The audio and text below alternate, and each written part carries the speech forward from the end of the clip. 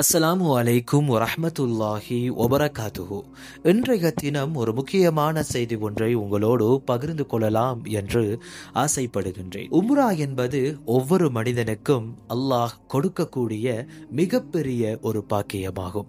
யாருக்கு உம்ரா செய்கின்ற அந்த பாக்கியம் கிடைத்து விடுகிறதோ அவரே மிகவும் பாக்கியசாலியாக இருக்கின்றார். அந்த அளவுக்கு இந்த உம்ராவுடைய மகிமையும் அதனுடைய புனிதமும் இருந்து கொண்டிருக்கிறது என்பது நாம் ஒவ்வொருவரும் புரிந்து கொள்ள வேண்டும்.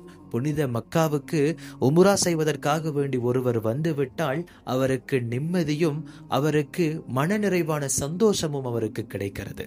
ஏனென்றால் அல்லாஹுடைய மிகவும் சிறப்புமிக்க ஒரு பள்ளிவாசல் தான் அங்கு இருக்கக்கூடிய மஸ்ஜிதுல் ஹரம் என அழைக்கப்படும் அந்த பள்ளிவாசலாகும். அந்த இடத்திலே அண்மையில் நடந்த ஒரு காட்சி சமூக வலைதளங்களில் வைரலாகி பலரை கண்கலங்க வைத்திருக்கின்றது. ஒரு சகோதரர் அவருடைய தாய் தந்தையர்களை இருவரையும் தன்னுடைய முதுகில் சுமந்து கொண்டு, ஏனென்றால் அந்த இருவரும் வயோதிபர்கள், அவர்களால் நடக்க முடியாது என்ற ஒரு நோக்கத்துக்காக வேண்டி அவர்கள் இருவரையும் தன்னுடைய முதுகிலே சுமந்து கொண்டு புனித கஅபாவை 7 முறை தவாப் செய்கிறார்.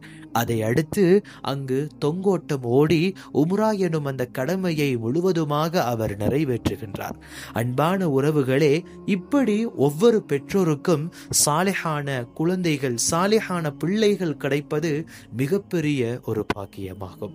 அல்லாஹ் அப்படிப்பட்ட ஒரு சாலிஹான பிள்ளைகளை எம் ஒவ்வொருவருக்கும் வழங்க வேண்டும். அல்லாஹ் எம் அனைவரையும் பொருந்திக் கொள்வானாக.